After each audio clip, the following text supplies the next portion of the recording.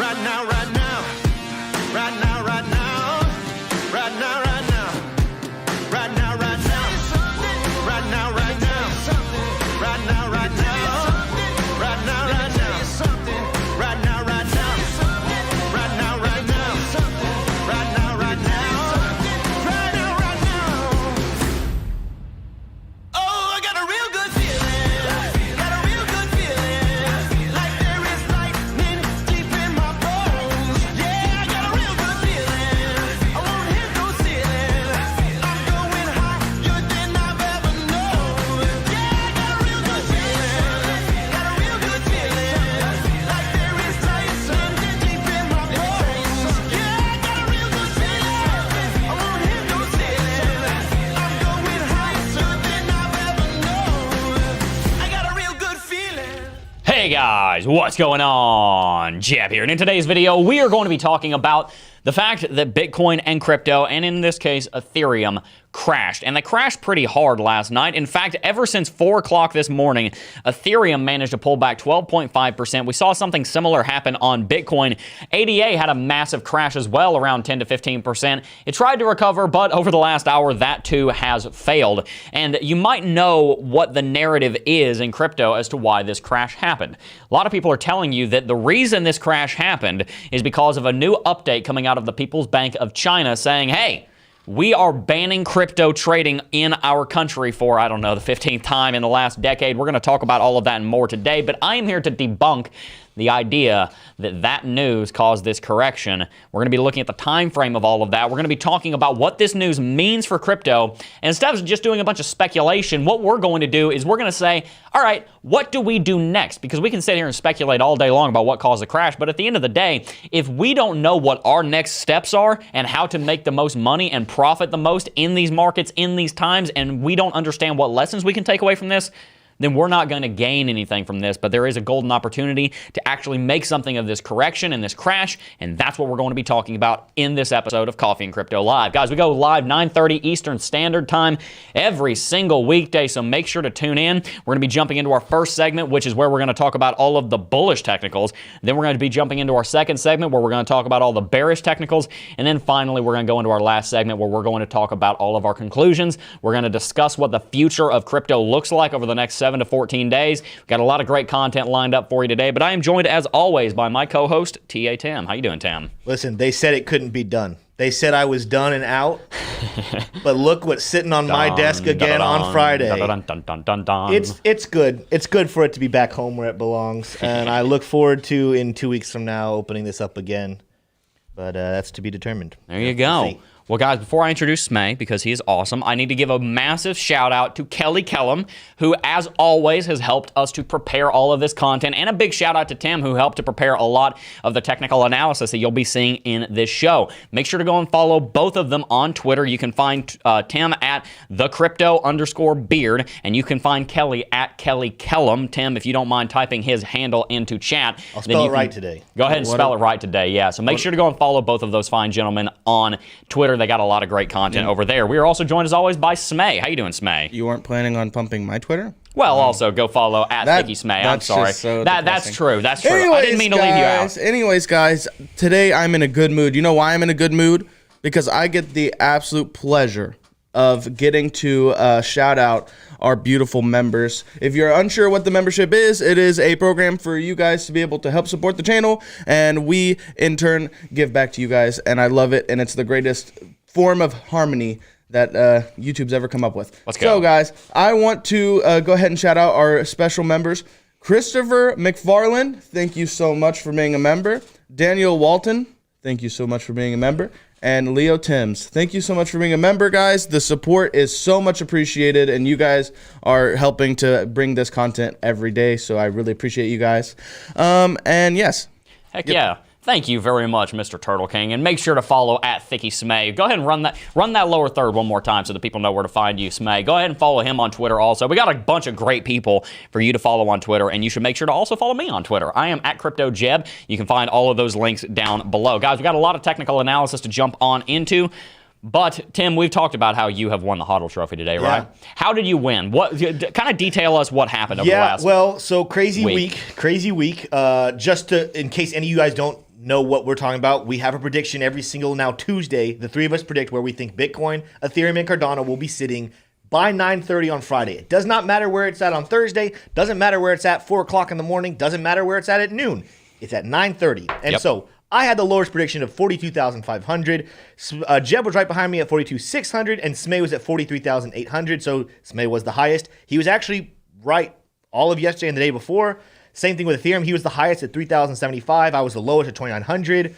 He was right for most of the day. Even when I woke up at 4 this morning, I was like, holy cow, Smay's going to win. What the heck? That is not what I predicted at all. But then the world made sense again. The correction we needed happened. We're back down below it. So, but we're going to dive into that in the show. Indeed. Guys, make sure to also stay tuned this afternoon. We're going to be talking about XRP in our afternoon content. Hashtag Altcoins Anonymous is the new show that we started. That will be going live here in about 4 or 5 hours, so make sure to tune in for that. That's 3:30 Eastern. And then also at 6 o'clock tonight, we're also going to be talking about Cardano and the fact that the Cardano Summit is coming up. But let's go ahead and dive into our first segment where we're going to talk about the bullish technicals. You guys know how we break this up. We like to talk about the bullish, then the bearish, then the conclusions. It kind of like the good, the bad, and the ugly. Let's start with the good on Ethereum because we like to start on a positive note. Here on Ethereum, there is something very important that you need to be aware of, and it is out here on the daily chart. The first thing to bring to your attention is that right now, Ethereum finds itself in a falling wedge. You can see that falling wedge based on these parameters right here. We have a downtrending level of support that we can see on the daily chart. We can go ahead and turn this to blue, and then we can also see this red level of resistance, this downtrending level of resistance on Ethereum. What does this mean? This means that Ethereum finds itself in a falling wedge. Falling wedges, for anyone who's gone through the Cryptocurrency Technical Analysis Academy, they will know that a falling wedge is a pattern that typically breaks to the upside. Why? Because statistically and doing historical analysis on falling wedges, we know that 70% of the time they break in the opposite direction that they are pointing. In this case, it's pointing to the downside, being that it's a falling wedge, so there is a 70% likelihood that it will at some point break to the upside. So that is a good sign. Another thing to point out here is that there's actually also a descending trading channel that Ethereum finds itself in right now. That descending trading channel is set up by this high right here on the 7th of September at $4,000 on Ethereum, and then also with this high right here at $3,700 on the 16th of September. So we do have a falling wedge and a falling trading channel. Once we do break to the upside out of this falling wedge, if we do that, then there is a strong likelihood that we will go ahead and test this descending trading channel and its level of resistance. Another bullish thing to keep in mind here, guys, this has not changed. We have talked about this for the last several weeks. There is an uptrending level of support on Ethereum and also on Bitcoin, and then there's a downtrending level of support on this market's RSI as well. Go ahead and switch that to blue because, as you guys know, blue is the color that I like to use for our support levels. So you can see that we're starting to build all of our chart formations here on our screen. Not only do we have a falling wedge, we also have an uptrending level of support holding us up, and we have bullish RSI divergence. Remember back to CT2A where we talk about this. Bullish RSI divergence is just whatever happens whenever there is divergence in the trend line's direction on the levels of support or resistance between the price action and the RSI.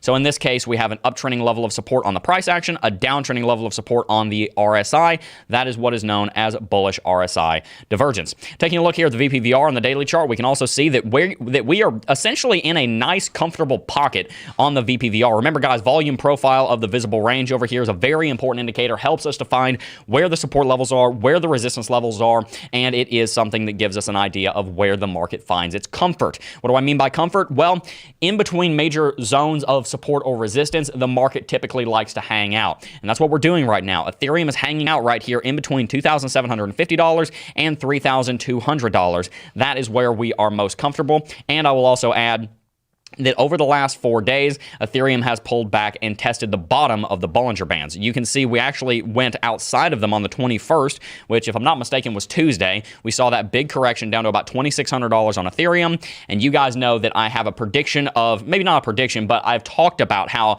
there is a potential we could go as low as $2,000, and the fact that we're riding the bottom of the Bollinger Bands means we're going to bounce short term, but we're also going to talk about those bearish technicals here in a little bit. And actually, I want to go a little bit farther with the Bollinger Bands. I want to show you the 4-hourly and the hourly chart.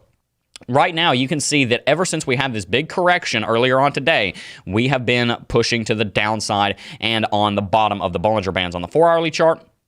And also here on the hourly chart, the Bollinger Bands yesterday. Remember back to yesterday's stream, we talked about how, one, we thought there was going to be a correction. We talked about how we thought that the market was losing its steam and we were going to pull back. Drop a 1 in chat if you remember us talking about that yesterday.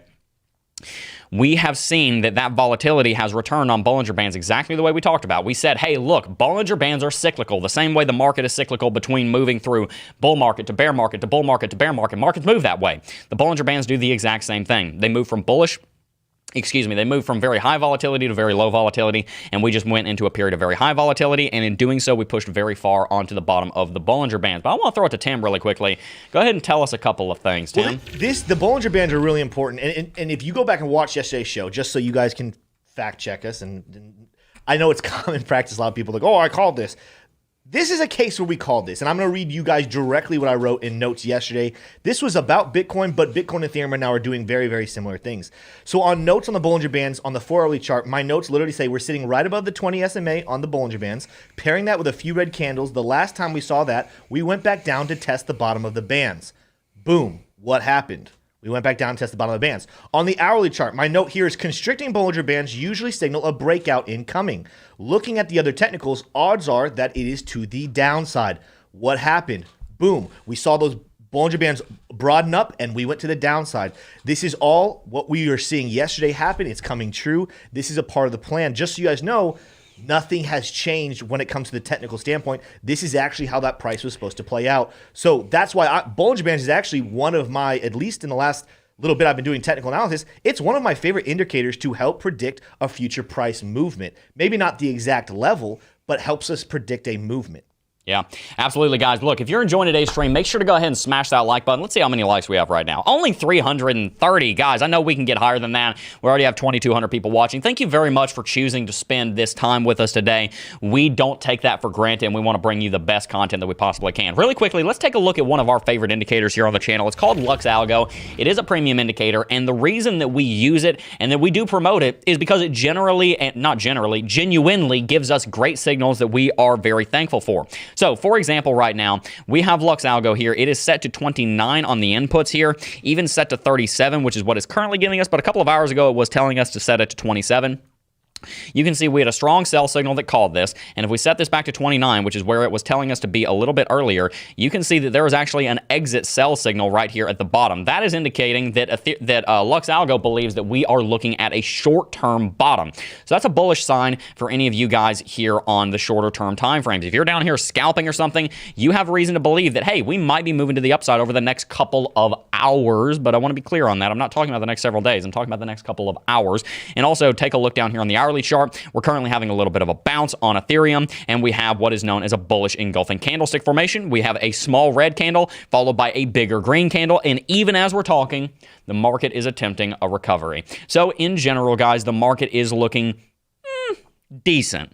It's looking decent on the short-term time frames. And by short-term, I mean the last like 15 minutes, because the last 4 or 5 hours have been an absolute bloodbath. One of my final points that I want to make here as far as bullish technicals are concerned is that on the hourly chart, we do have what is known as bullish RSI divergence. Remember, back to the daily chart, we had daily chart bullish RSI divergence, and here we have bullish RSI divergence as well on the hourly. That is indicating that we may be at a short-term bottom that could last between 12 to 48 hours. Maybe we do that. We're going to draw our conclusions at the end of the stream. We want to make sure we get the whole picture before we start making ideas and concepts and price predictions, but that is one of our bullish technicals. One of the other things to point out here is that we are converging bullish on the hourly chart MACD. Now, we got to remember, bullishness is not just determinant from the technical standpoint. There are also fundamental reasons to be bullish. Let me go through a couple of them with you. There is a lot of institutional interest and investment in the cryptocurrency space right now that was not here a year ago. A year ago, Elon Musk getting into, not even a year ago, 9 months ago, when Elon Musk got Tesla into the cryptocurrency market, got them into Bitcoin, that pumped the market like crazy. Bitcoin and crypto moonshot to $65,000. Why? Because a lot of these institutions were getting incredibly interested. In February, we saw MicroStrategy's CEO, Michael Saylor, get a ton of different executives in one room and went through with all of them. Hey, guys, look at this Bitcoin thing. Look at this Ethereum thing. Look at this DeFi thing. You guys got to realize something. The institutions are incredibly powerful. Billions and billions and billions of dollars, hundreds of billions of dollars of investment has flown into this space space in just the last 12 months. And where am I going with this? Let me read you a couple of names. Number 1, New York City. Number 2, Miami. Number 3, El Salvador. El Salvador, as you know, just adopted Bitcoin. Bhutan is actually going to be working with XRP to set up a stable coin through XRP. That was announced yesterday. So now Bhutan, which is not a giant country, I think it's ranked like 175 from GDP, that nation is getting involved in the cryptocurrency space. We're also looking at the Ukraine, which is looking at setting up a stable coin, but also hopefully going to be moving in the direction of adopting Bitcoin and a broad scope. We also have Panama, who has been in talks of the exact same thing. Tesla, PayPal, these massive companies are getting involved in crypto. Even JP Morgan, Goldman Sachs, I can name hundreds of multinational, multi-tens of billions of dollars of companies and nations that are involved in crypto. Where am I going with this?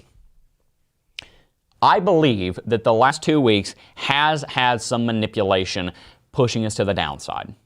And we're going to talk about that a little bit later. However, I want you to remember one thing, and that is we, the small guys that have, you know, maybe $0 to $10 million in crypto, we don't have any impact whatsoever individually on the cryptocurrency market. You know who does, though? The billionaires, the tens of billions of dollar companies, and the $100 billion GDP countries that are starting to get into the cryptocurrency space, or tens of billions of dollar GDP countries that are starting to get into the cryptocurrency space. They have a vested interest in this thing doing well. They have a vested interest in Bitcoin and crypto and Cardano and the rest of this space exploding. Why? Because they hold so much of it. The amount of Bitcoin that these institutions hold now is remarkable. So while, yes, I think that this movement to the downside over the last 3 months has had to do with manipulation and pushes to the downside, I want you to also remember where the loyalty and where the allegiance of these people lie. It lies in their pocketbooks. It lies in their ability to make money, and it is not for us to try and, well, I take that back. It is for us to challenge those authorities. What is best for us is what I meant to say. What is best for us is not to try and fight the whale. The best thing that we can do is say, okay, I guess the whales, I guess the institutions, I guess the technicals, I guess the chart, I guess the sentiment wants us to crash right now. How do we make the most out of it? How do we build the biggest portfolio that we can for ourselves and our friends and our families and give back to our community? How do we do that? The best way to do that is not by trying to fight these big guys in as far as our trades. Now, as far as our votes and everything and our voices, sure, let's fight them. But as far as our trades, let's not try and fight them. If they want the market to go down, cool, let's short it. If they want the market to go down, cool, let's go ahead and buy the dip like President Nayib Bukele of El Salvador did. Buy the dip, hold on to your Bitcoin, and don't sell this crap because they want you to sell it. They want you to sell it low so that they can buy it low and they can make more money. Don't give it to them. With that said, let's go ahead and read some super chats. And Tim, any thoughts you have on that, let me know. I mean, so we're going to talk about this at the end of the show. We're working on building out the structure of the show. We're going to talk about our concluding thoughts here at the end. So don't go away. But we do have a couple super chats we're going to read, and then we'll jump back on and get to our next segment. Asif Ramzan said, Asif from North Carolina. So he's actually commented a couple times. Do you still believe that ADA will reach $10? I have 12,000 ADA. How long do I need to hodl to become a millionaire? Oh, it's a great question. So, and I like the way that you're thinking. You're thinking about how can you become a millionaire and make a bunch of money through hodling, not through, you know, just trying to do this really quickly. I think that Cardano's short-term future has a lot to do with what the Bitcoin market does and the cryptocurrency market does. If we go into a bear market, then Cardano's not going to go to $10. If we continue this bull market through February and March, which I have a lot of inside information about different charts that we're going to be talking about next week that explains that we may be going that far into February and March, then yes, I think you are going to see a $10 Cardano. If we don't do that, then a $10 Cardano might have to wait until the next bull market. But I'm personally in the camp that it's going to happen in the next 6 to 12 months rather than in the next several years. I think Cardano is worth it.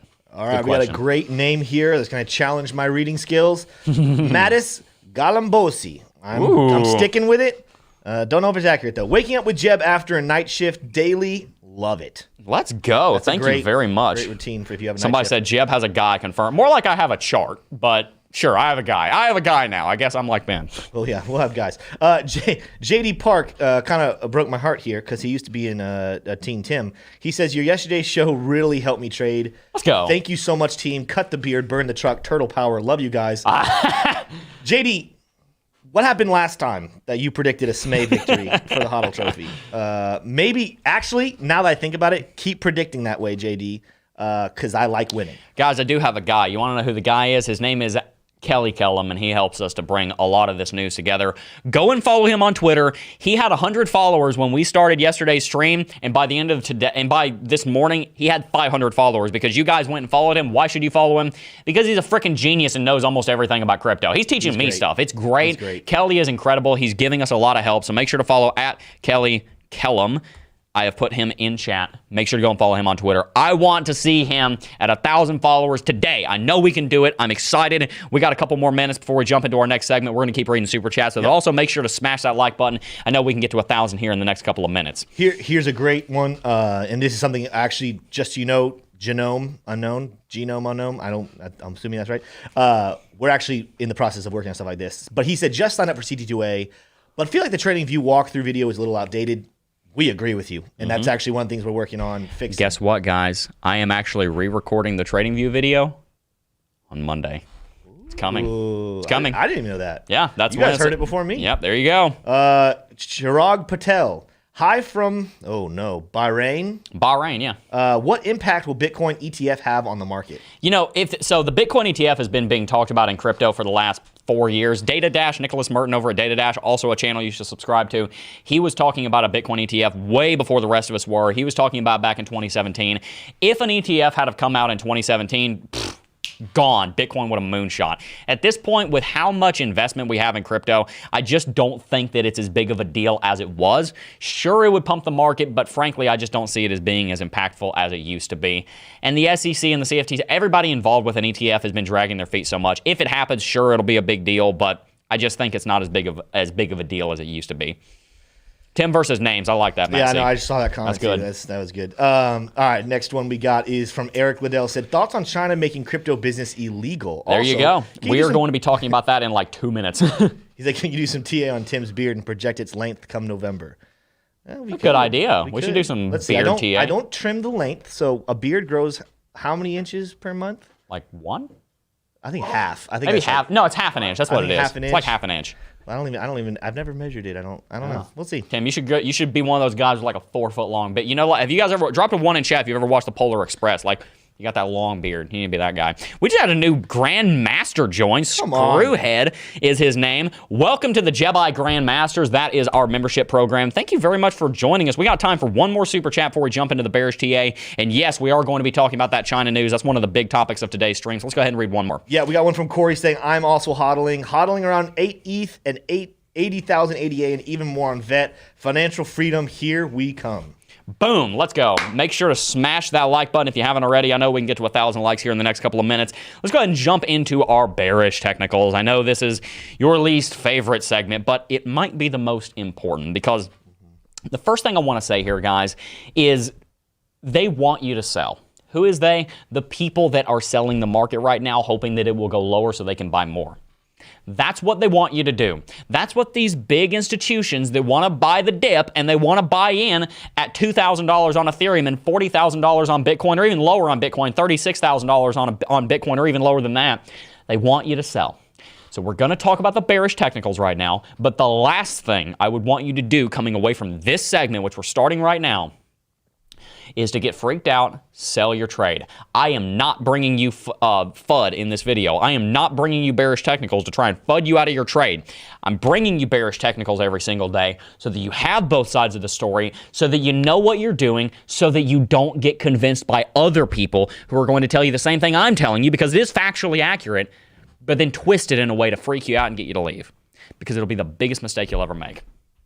Good deal. So let's go ahead and jump onto the chart and we will talk about Ethereum. There are a few things that we want to bring up here. One of the first things I want to show you is out on the daily chart.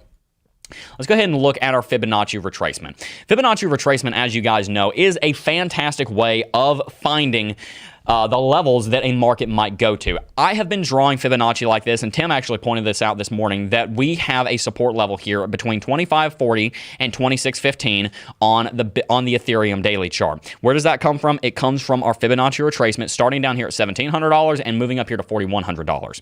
This zone right here, Fibonacci retracement, is incredibly important. I'm not going to go into a bunch of details about why it's important. I've talked about it in previous content.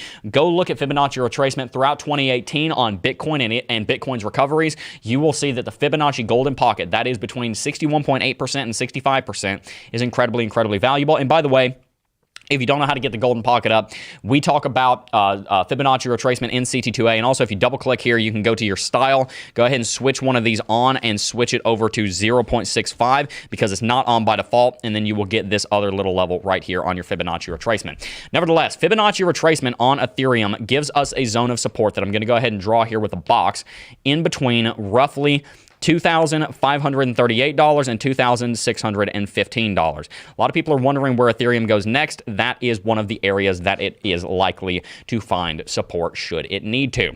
Another thing to point out here, on the 4-hourly chart, there is currently, and we just got to be honest about this, guys, there is currently a head and shoulders pattern that has formed on Ethereum. It's not the greatest looking head and shoulders pattern in the world.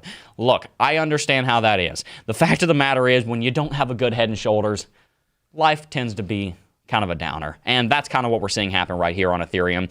This head and shoulders pattern has a shoulder line right here that we rejected off of yesterday. This is one of the resistance levels that I don't think we actually brought up yesterday, but we meant to. This level of resistance, we talked about how levels of resistance like this were brought up by this and a ton of different things on Bitcoin, but we didn't bring it to you on Ethereum because we were talking about Bitcoin yesterday. But over on Bitcoin, there is a level just like that we're hitting our head on. You can see it right here. We saw the exact same thing happen on Ethereum with its shoulder line of this head and shoulders pattern. Well, guess what? The head and shoulders pattern here has a price target. If we go ahead and draw it here and extrapolate, it gives us a price target of $21.50 roughly. I don't think we're going to go that low on Ethereum, but it would be negligent of me to not tell you that there is a bearish chart formation on the chart right now in the words, in the style of that bearish head and shoulders pattern. So keep that in mind. Another thing to look at here, guys, shows up on our RSI. Take a look at the RSI here. Similarly to the Bollinger Bands, the RSI has a mid-level. So the Bollinger Bands have the mid-level of the 20 simple moving average. The RSI has a mid-level of the 50, which is obviously the center between 0 and 100. The RSI is an oscillator. It oscillates between 0 and 100. You can also learn about that in CT2A. But the 50 level is very important because honestly, whenever the market is below 50, it's pretty bearish and it's probably in a downtrend. Whenever the market's above 50, it's pretty bullish and it's probably in an uptrend. I mean, if we just look at the last little bit here, we kind of draw a vertical line between when we started trading above 50 and then when we started trading below 50. Guess what happened? I mean, look at this, guys. We pretty much, whenever we're consistently above 50, it's because we're in an uptrend. And when we're consistently below 50, it's because we're in a downtrend. Look at this right here. We're in a downtrend, in an uptrend. RSI gives us a lot of great information there. And whenever we look at the RSI rallying, we can see that we've actually stopped out here at roughly 50. That's really important. Why is that important? Because it kind of goes to show that we are in a secure downtrend right now and that we are not as bullish as some people would like to believe, and it just doesn't give us a lot of confidence. Another thing on our oscillators here on the 4-hourly chart is that as of this morning, we have seen a bearish cross. That bearish cross on the MACD is not a good sign for the short-term bears, for the short-term bulls. We talked about yesterday how Bitcoin and Ethereum were likely in a bull trap, and they're probably going to go to the downside. I even mentioned this on the 4-hourly chart MACD yesterday over on Bitcoin. 4-hourly chart MACD on Bitcoin is literally identical right now to the Ethereum chart. I mean, look at the MACD. I'm switching. They are the same MACD. There's almost no difference. I talked about these two 4-hourly candlesticks from 4 a.m. to 8 a.m.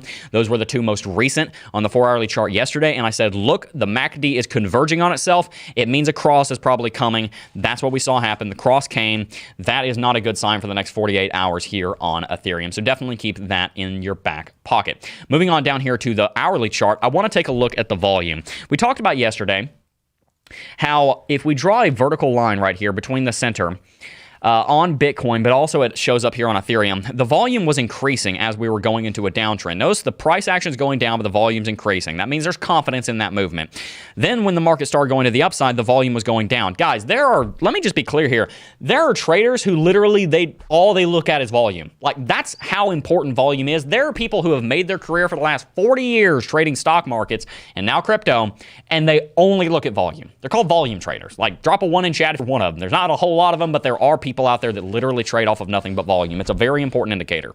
We saw the volume drop off to nothing when we were in an uptrend. That's why we said, hey, look, guys, there's not hardly any confidence behind this uptrend. It's probably not going to last unless we have some kind of, random movement that rallies us $2,000 or $3,000 on Bitcoin. Then we're probably not going to sustain it. But what we have seen this morning is that when the dump occurred, we saw a bunch of bearish volume on Ethereum.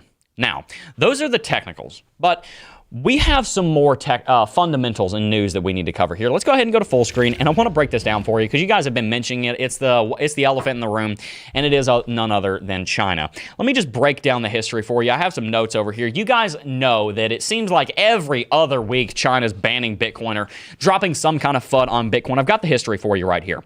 December 2013, the People's Bank of China, the country's financial watchdog and its IT ministry, they banned banks from handling Bitcoin transactions. That was in December of 2013. It was at the top of the Bitcoin market.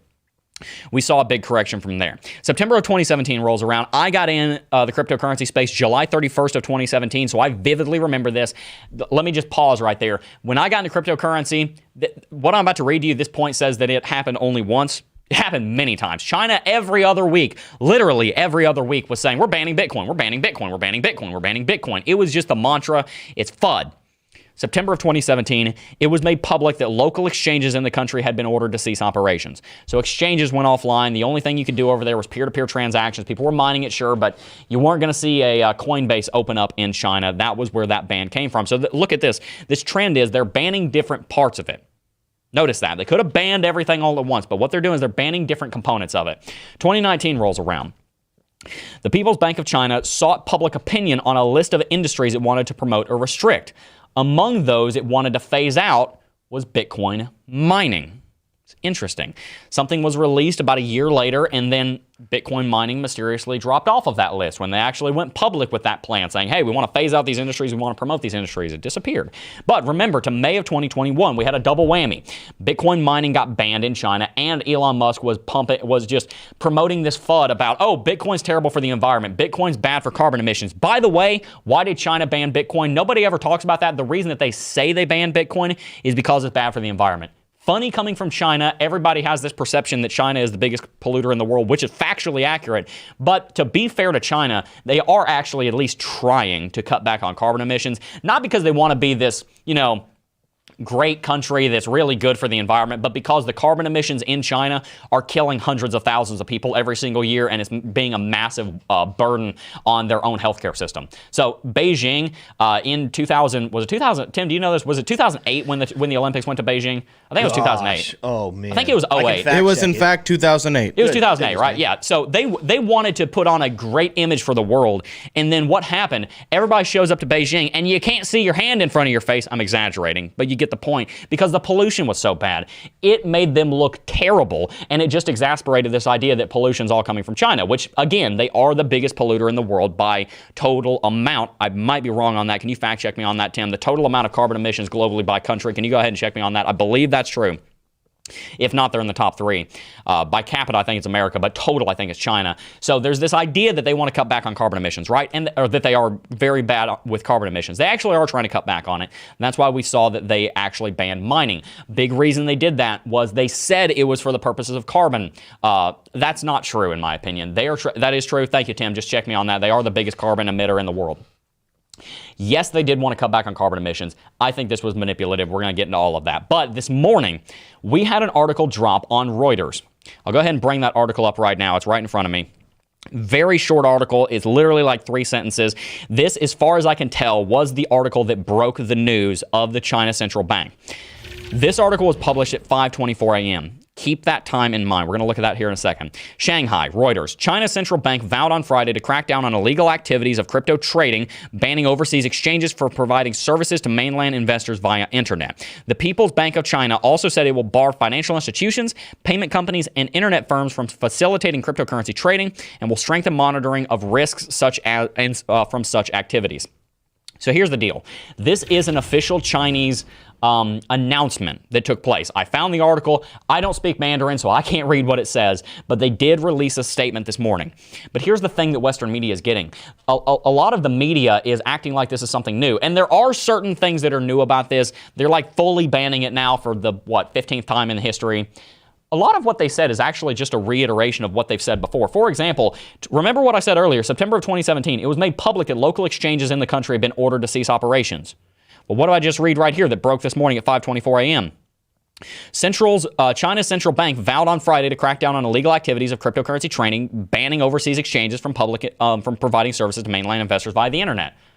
Well, duh. That happened 4 years ago. So why are they saying this again? Because China's scared of Bitcoin. And that's the point I want to make here. We're going to talk about this more in our concluding segment. But the point I want to make here is that China wants you to FUD out of Bitcoin because they're scared of it. Because they want their own CBDC, their own central bank digital currency to come online so that they can have control of their populace. And they don't want their people looking around saying, oh, wait a second, why would I use a CBDC when I can use something decentralized like Bitcoin or like Ethereum or like Cardano? They're threatened by it. China wants their renminbi and their currency to be the global reserve currency. And the last thing they want is for the US dollar to lose its hegemony, and that hegemony go to the cryptocurrency market. Drop a 1 in chat if you get that and you understand and you agree. They don't want Bitcoin and crypto to take over global finance because they want to take over global finance. That's why this came out this morning, in my humble opinion. I think this was planned. I think that this was orchestrated, and I think that they realized, hey, crypto's not in a great spot right now. We're going to drop this news. But here's my last point before we go to intermission and before we start talking about some super chats and read some of those. And then we'll move on to our concluding thoughts. 524. Let's take a look here at the chart. 524, as far as I can tell, is when this was announced. When did this correction start? It actually started at 4 o'clock in the morning. So there's a widespread idea in the crypto space that this correction that we saw was because of this news. And yes, we did see the market correct when this news broke. But here's the deal. Again, as far as I can tell, might be wrong on this, but as far as I can tell, this news story dropped right here, 524. It seems like Reuters is the one that broke this. The crash really started at 4:50 this morning. I don't think this crash had anything to do with China and with this announcement. First of all, it's FUD because they pretty much already completely banned Bitcoin in every way, shape, and form. And two, most of this correction had already started. The worst of it, the fastest of it, 5% of it in 30 minutes happened before the news even broke. Technicals are what called this correction, not China. China just exasperated it. With that said, guys, let's go ahead and read some super chats, and we will move into our concluding thoughts, and we'll go ahead and tell you where we think we're heading over the weekend. Tim, what do we got? Yeah, well, we had one earlier from Yard Dog Rick 4962. By the way, Rick, I got your email, so you were asking about that. But he just wanted to say good morning. So, morning, Rick. Thank you so much, man. Glad to have you here. Rennie Rivera said, you guys are such a blessing. I listen to y'all every morning while at work. It makes my whole day. Thank you for all you do, brothers. Let's go. Thank you very much, guys. Kelly, actually, he said this at a crucial time, but I didn't want to interrupt you. But he had just tweeted by Senator Pat Toomey, China's authoritarian crackdown on crypto, including hashtag Bitcoin, is a big opportunity for the U.S. It's also a reminder of our huge structural advantage over China. Yeah, I totally agree. I totally agree with you, Kelly. Look, so there's things that China has an advantage over. For example, China is an authoritarian nation. They can very quickly and decisively make long-term plans like their Belt and Road Initiative that's been in effect for the last 10 plus years. They can do 30-year planning, which we're kind of bad at as America because we have such short-term people in office that are worried about the next 12 months. They have that advantage. The advantage we have is that we actually unleash the creative potential of our people because we are a capitalistic nation and we are, at least for right now, still a representative democracy as far as America and much of the first world is concerned. So they might have the advantage in long-term planning and strategy. We have the advantage that we make the most of our people. That's why we have a bigger economy than them in America with a quarter of the population. We got a TA question from Nicholas Blackman saying, on Bitcoin 4-hour falling wedge breakout early in October, and on the one-day descending triangle breakout potentially mid-November? Yeah, so that falling wedge we talked about earlier, yeah, I think we're going to break bullish out of that. I just don't think it's going to happen this week. I think it'll happen sometime next week. I think he's actually specifically talking about Bitcoin. So yeah, well, it's the same thing on Bitcoin. I show that. They're pretty darn similar. They're almost identical. The charts look virtually identical right now, guys. Yeah. That's why we're actually looking at Ethereum. We looked at Bitcoin yesterday. They're basically the same thing right now. I will show you really quickly on my chart. That falling wedge I think that he's talking about is right here. That, yeah, probably is going to be breaking bullish at some point moving into October. Let's go back to full screen. All right. We just had a donation from Rave Song Records, so no message, just wanted to donate, so thank you so much, man. Thank you. Corey just donated saying, isn't it just an arms race for who wants to be the global currency? Yes, absolutely. Absolutely, because we all... So I showed you a chart about a week ago where I showed you how long world reserve currencies typically last. On average, ever since like the 1600s, there has been a world reserve currency. They all lasted on average about 70 to 100 years. The US dollar has been the world reserve currency for 108. Its time is coming. We've been losing dominance over the last 10 years. It's going to be replaced by something. What is it? The two candidates are crypto or the Chinese renminbi. It's going to be one of them. Yeah. China wants it to be them. The rest of his message just said, at first I bought into crypto to make a lot of money, but now I bought into all of it and love to see where it goes from here. Thanks, guys. Yeah. And look, guys, I want to be clear on something. I love the Chinese people. I in no way want you guys to think that I'm like anti-China people. I don't necessarily like the Chinese government because they oppress their people. I will be very vocal on that. However, I love the Chinese people. I just want to be clear on that. Want to make sure there's a very clear distinction there. I don't like the way the government's run, but that's nothing against the people themselves. Yeah. We got time for one more super chat. I mean, that's it. We're caught up. Cool. Oh, wait, hold on. One just came from Joffrey Fritz. He said, everyone Joffrey. Be careful of scammers. I've been texting one of Jeb's scammers all morning. Just waste their time. Yeah, no, he's absolutely right. Yeah. And just so you guys know, this is actually something that I've actually begun the steps of trying to solve. We do not know how it's going to happen yet. So if anyone has any ideas and you guys want to email our support team to give an idea of how to stop this, go for it. But just so you guys know, we are on top of that. We do want to get that fixed. Yeah, absolutely, guys. Please be careful. There are people getting scammed all the time. The biggest scam, and this is the one that a lot of people fall for, is send me one Ethereum, I'll send you 3 back. Or send me one Bitcoin, I'll send you 5 back. That is the biggest scam. I've seen like 80% of scams in crypto fall into that category, so be careful of that. Really quickly, I was going to say, it's just dumb because literally it is you cut off one head, 10 more pop up. Yeah, no, it's serious. So, it really sucks. Yeah. Guys, I do want to plug the webinar, by the way. We will be doing a webinar on the 29th of September, so make sure to tune in for that. We are going to be going over what kind of chart you want to use, so make sure you tune in because we're going to be talking about, do you use the 1 hourly chart, the 4 hourly chart, the daily chart? Do you use the log chart, the linear chart? Do you use the line chart? Do you use the candlestick chart or the Heikin-Ashi chart? We're going to be talking about charting. So if you want to learn more about charting and how to get your foundations laid in cryptocurrency, make sure to tune in for that. The link is in the description down below. But let's go ahead and move into our concluding thoughts. Here's my first of the concluding thoughts, and I want to ask Tim a couple of questions. They want you to sell. What do I mean by that, and who is they? Here's the deal. They want you to sell your crypto. They want you to sell your Bitcoin. They want you not to make the most of this because they understand that this is not a zero-sum game, that this is in a certain way a zero-sum game. It's not a zero-sum game in that there's a lot of money, there's enough for all of us, but that's not good enough for the people that have sway over this market. I want to be very clear on something. There are a lot of actors in this market that have power over the ability to move the market. Charts are incredibly important. They are absolutely incredibly important. But as Dwight D. Eisenhower once said, plans are useless, but planning is invaluable. It is very important for us to plan our trades. It's very important for us to make our decisions based on facts that we have at our disposal. And we're going to talk a little bit about that, a little bit more about that here in a second. But the fact of the matter is, they want you to sell. Who is they? Here's who wants you to sell. Elon Musk wants you to sell. JP Morgan wants you to sell. Morgan Stanley Dean Witter want you to sell. China wants you to sell. Tesla wants you to sell. Not just Elon Musk, but Tesla, they want you to sell. Nations, hell, El Salvador wants you to sell. Frankly, anybody who understands the way to make money in these markets, they all want you to sell. Why do they want you to sell? Here's why.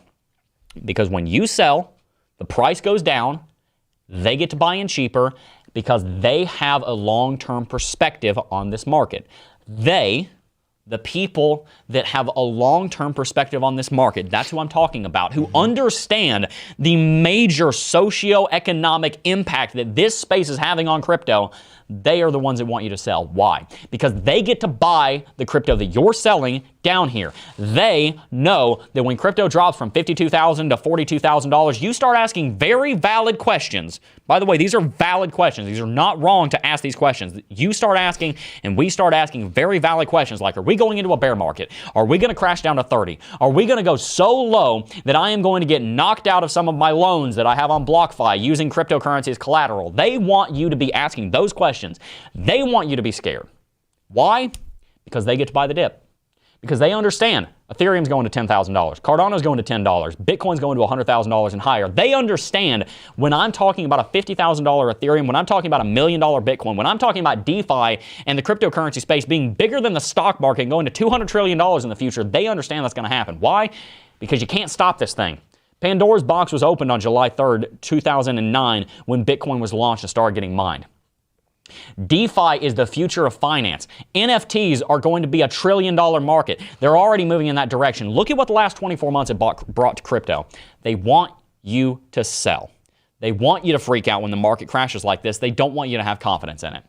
They want you to sell so they can buy the dip because they understand that when it crashes, they make money. Billionaires are made during recessions. Why? Because when the stock market crashes 50%, those with $100 million on the sidelines, or even those in our camp that have $10,000 on the sideline or $1,000 on the sideline, they invest because if you want to make money, you got to buy low at some point. It's really simple. So the reason I'm passionate about this is not because I'm attacking you guys. I'm passionate because I want you guys to be successful. We come on this stream every day because I want you to make the most money in crypto because I know that financial freedom is one of the foundations of freedom in your life in general. If you want to be successful in life, you got to get your finances figured out, and crypto is a way that you can do that. I want you to be successful, so I'm encouraging you, don't sell your crypto. This isn't financial advice, but you did come here for my opinion or you wouldn't be watching. Don't sell your crypto. With that said, Tim, I got a question for you. Was all of this planned? Yes. No, I mean, I believe so. Yeah. And what I'm going to base that opinion on is what are the odds of the timing of the news we've seen being released? And here's an example of how we can actually determine that. The first thing you need to know is, and this is a big thing for me, I view most things in life through worldview. So, the way I handle my personal life, I have a worldview I run it through. The way I handle crypto, I have a worldview and I run the facts and the stories and the technicals and everything through it. And here's where the worldview is sitting right now. I'm a big believer in what Richard Wyckoff taught, and that is the idea of the composite man and what his purpose is in when he's trying to manipulate the market. My worldview is that right now we are sitting in a manipulative accumulation phase. What happens in those phases when it comes to news stories? Because we could talk about the technicals, we could talk about the on-chain metrics, we can talk about all that, but let's just talk about the news for one second because that's what we're talking about.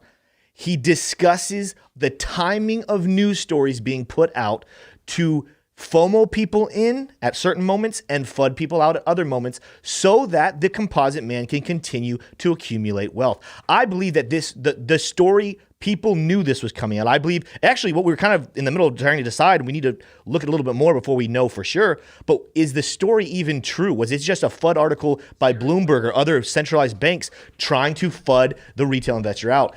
This is what I'm saying. My worldview is, for the last couple of weeks, last couple of months, we've been in a manipulative accumulation phase by the composite man. So this did not surprise me. It actually, I was a little confused as why it took so long is when I thought it was going to pop out maybe yesterday afternoon, but it happened. The price came down, and that's why I firmly believe this was planned. This was manipulated by who? I'm not 100% certain, so I'm not going to start pointing fingers. The point is, though, that this was all part of what the worldview is showing us. Hey, this is what the place in crypto is right now. We should not be surprised. Yeah. So guys, look, here's the thing. I got a couple quotes here from you that Tim brought to my attention. I'm going to go ahead and read to them. Number one, by Mike Tyson. Plans are great until you get punched in the face. I think I just said Mike Tyson said plans are great until you get punched in the face. Number two, Rocky. Old Rocky Balboa. He said, it ain't how hard you get hit. It's about how hard you can get hit and keep moving forward. How hard did you get hit just recently? How hard did you get hit when Bitcoin dropped $10,000? How hard did you get hit when Ethereum dropped $1,000? How hard did you get hit? You know how hard I got hit? I lost 6 figures, guys. I've lost a lot of money in crypto recently. So if I'm telling you to hold, I'm doing the same thing. I want to be clear on something. I don't tell you guys to do something that I myself am not doing. I have seen the transformative impact that crypto can have on my life. I've seen the transformative impact it can have on Tim's life, and Smay's life, and Kelly's life, who helps to bring this channel. Follow him at Kelly Kellum. I've seen the impact crypto can have. So if I'm telling you to do something, it's not because I want you to go and lose money. I'm not going to, in the words of Jesus, I'm not going to hand... do you think I would, if my followers come to me asking for help, am I going to hand you a snake? No, I'm going to hand you bread. I'm going to help you guys. I care about you. That's why I have so much passion. That's why I get fired up. Sometimes people say, Jeb, you're so excited. You sound angry. I'm not angry, man. I'm passionate because there's opportunity here for you to make a change in your life the same way I did. I have watched how important it is for me to be able to have money when, a medical crisis comes up or a financial crisis comes up. I know what it's like to not have a dime, and I know how much that sucks. but I also know what it is to invest in yourself and to understand principles that will make you wealthy. Look, there are things that we want to do. There are things that we need to do. We want Lambos. We want to be, riding a rocket ship to the moon. We want to make 100x. That's sexy. Everybody's going to listen to this content when it's sexy. You know what's not sexy? Scheduling an hour of research into your day. Reading a book a week. You know what's not sexy? What's not sexy is you need to invest in yourself. Invest in myself. I'll go invest in Dogecoin. I'll go invest in Shiba. I want to get 100x, because I'm so cool.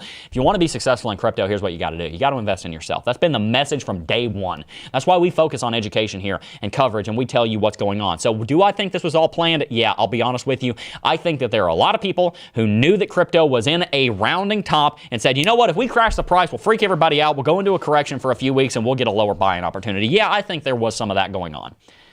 It doesn't matter because we have no impact over that. I can't impact if there's going to be whales selling, and I can't impact if there's going to be manipulation. And by the way, us talking about whether there was manipulation or not is just speculation in the first place. So it doesn't actually help you a whole lot. It just informs you. I need you to know what's going on, but what I really need you to do is to understand what to do in these situations, because we can sit here and cry all we want about manipulation, but if we don't know how to respond to it, we're screwed.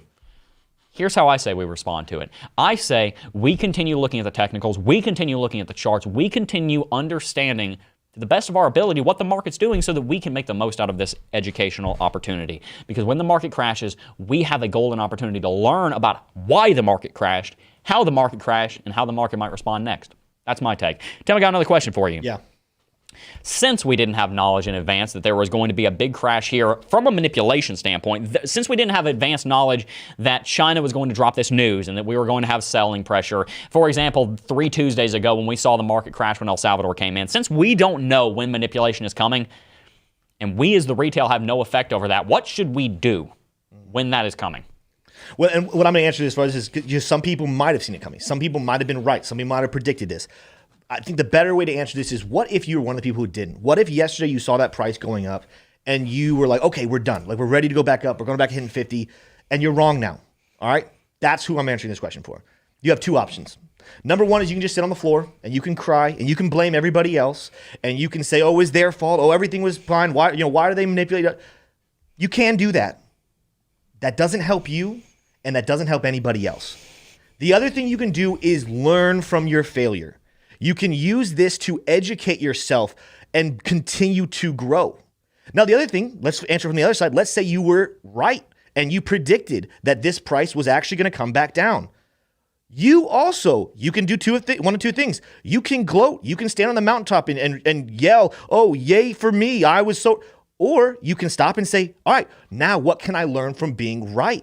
Because that's another lesson. The key here to learning is to continue to educate yourself, to have experience, and to learn from those experiences, whether good or bad. Just so you guys know, yesterday when I saw this price going up, because I was one of the people predicting we're going to see a small little rally, and then it's going to come back down. But I was watching that price, and it went way above what I thought it was going to go.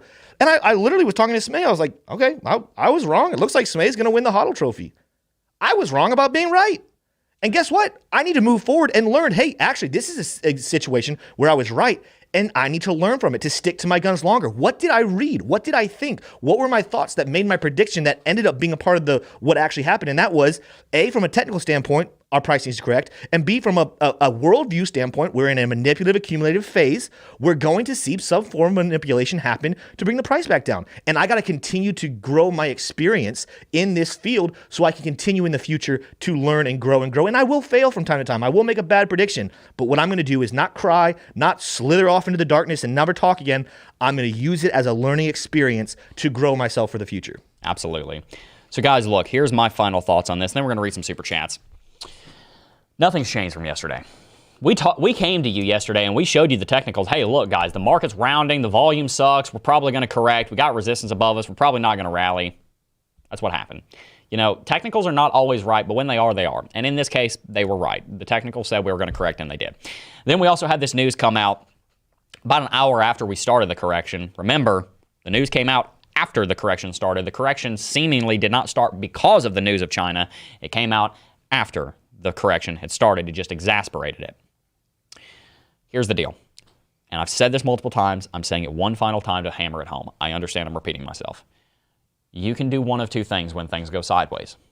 You can cry about it And don't get me wrong, there's a place for mourning. When things don't go right in life, you don't always have to just move on immediately. There is a place for mourning when things don't go well. Let's say you got stopped out of a trade, or you got, liquidated out of a trade. Please don't ever get liquidated. Use your stop losses.